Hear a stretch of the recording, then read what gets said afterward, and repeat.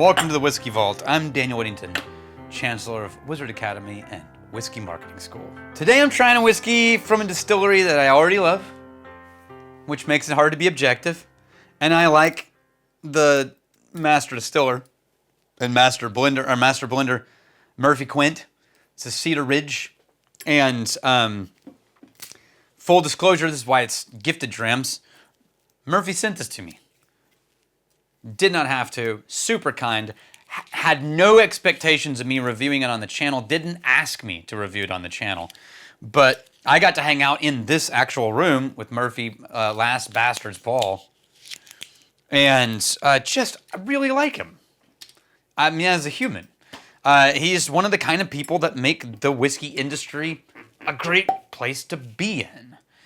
And my favorite Cedar Ridge that I've ever tried to date has been his QuintEssential releases. And I didn't find out what it was until he was hanging out here, but it turns out the QuintEssential releases are like his little pet projects that he's like really gets high touch on.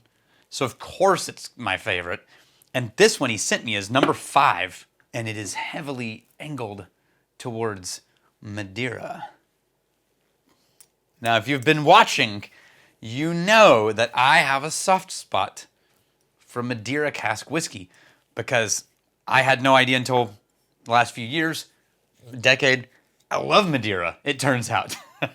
I like it better than sherry, better than PX, better than Oloroso sherry, and better than port. All the Madeiras that I've had to date, some more than others, but as a category, really love Madeira. And this one is a mix of play is on 5, 5, 5, 5. I mean Quint, right? Murphy QuintEssential, Quint 5. And they were established in 2005. They're 20 years old. This is their 20th anniversary now. Special release. I'm going to read from his thing first, and then the notes on the cask aging, finishing casks. So, 2-row pale malted barley aged in ex-bourbon barrels, finished in Port Marquette wine casks blended with peated malt, finished in Madeira casks. So there's port in there. Here's also Madeira. So cool.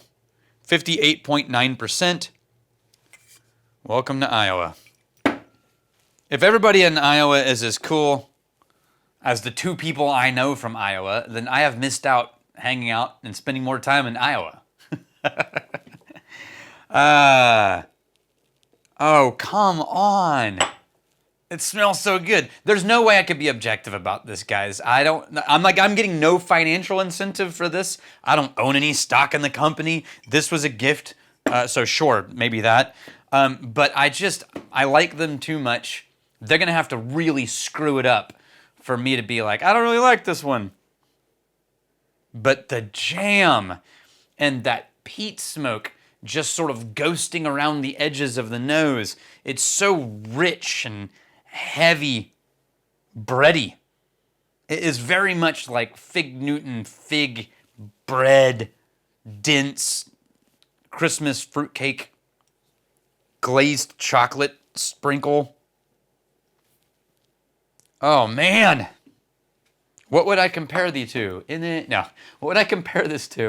I don't know, because it's so jammy. It's got the level of wine sweetness of like a Glendronach. Like really dense, heavy, leaning into the finishing. But it's smoky. So imagine if Glendronach had smoky aspects to it. This is imported port casks, estate port casks, imported Madeira wine casks, estate Madeira-inspired wine casks, and just a red wine cask. That's 5. Port, imported and local. Madeira, imported and Madeira-like. And wine casks, red wine casks. Also localized. I'm trying to give it time to open up a little bit more. It just gets jammier and fruitier and heavier and darker. It's so far down the fruit Madeira path, there's almost a star anise note, Slight licorice. Doesn't become licorice, but it's got a little bit of that bitey note that a licorice note has.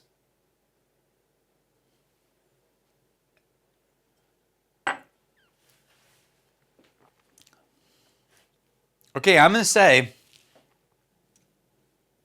that surprised me a little bit. The nose is magnificent.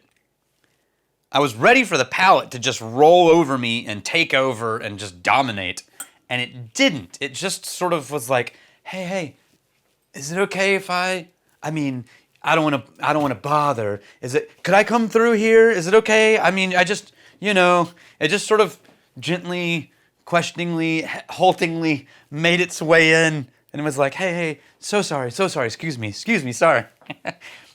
And then it's gone. I'm going to let that spread around. That was a very weird experience. The nose is so rich and so dominant, but the palate is so unassuming.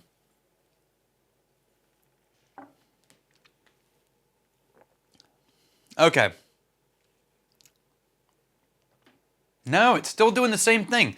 Even with spreading it around, it's unrolling all the same notes that the nose had. That same smoke, dark, heavy, roasted, same deep fruit, fig, hint of licorice, unrolling, but it's doing it very lightly and delicately, almost like it's dancing on top of the palate instead of like really engaging, and then it's going away, but it's sort of just brushing. It's like it's brushing against you. That is I don't know how to put that into different words. It's a very unique palate experience. I have not had that before. Usually really big flavors land really big, but these are big flavors that are dancing delicately across the palate and then kind of going away. Aftertaste is more smoked berries, none of the licorice, it's mostly sweet berry. That is bizarre. Okay, I'm going to add a little water to it. It is 55. I'll let that settle for a second. One of the things I love about the whiskey industry is when you find the real people doing real things, you don't often find ego.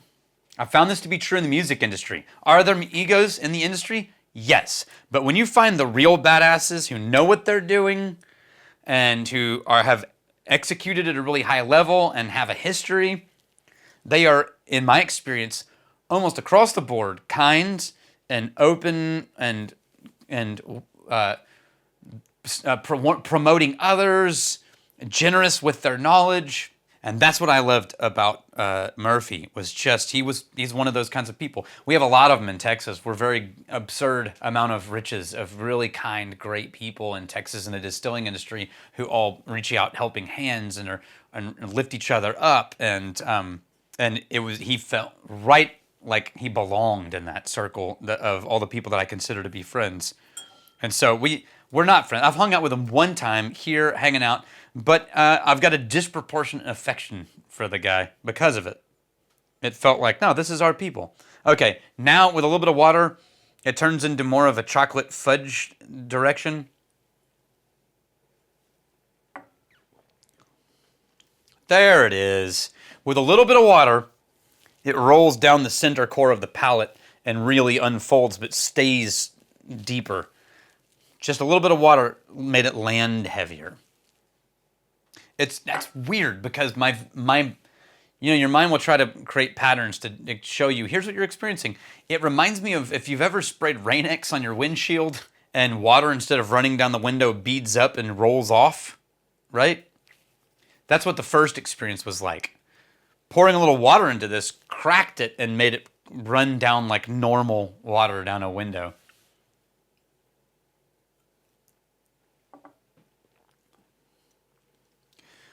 I liked the nose better before. I like the palate better now. The palate has more presence. It's more open. There's more there.